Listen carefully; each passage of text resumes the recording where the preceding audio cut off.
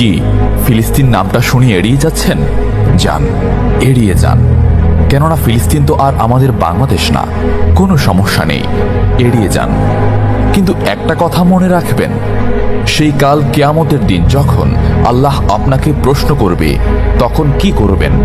কি করবেন যখন জিজ্ঞাসিত হবেন যে কেন আপনি মজলুম ফিলিস্তিনদের পাশে থাকেননি? জানি উত্তর দিতে পারবেন না, কারণ আপনার নিজেরই জানা নেই এর উত্তর কি হবে। এখন হয়তো বলতে পারেন যে আমি কি করে ফিলিস্তিনে গিয়ে মজলুমদের পাশে থাকব, কি করে এত দূর গিয়ে সাহায্য করব?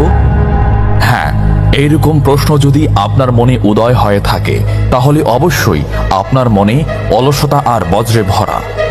এই আধুনিক যুগে অস্ত্রের চেয়ে পাওয়ার হচ্ছে মিডিয়া, তাই মিডিয়ায় বেশি বেশি করে তা প্রচার করুন। হ্যাশট্যাগের মাধ্যমে প্রতিবাদ করুন। এই ক্ষুদ্র প্রতিবাদ একদিন অনেক বড় প্রতিবাদ হয়ে দাঁড়াবে। বিজয় একদিন ইসলামেরই হবে ইনশাআল্লাহ। এটা আমার কথা নয়, এটা এই মহাবিশ্বের প্রভুর কথা। একটা কথা মনে রাখবেন, ক্ষুদ্র ক্ষুদ্র বালিকণা, বিন্দু বিন্দু জল গড়ে তুলে পাহাড় পর্বত, সাগর অতল।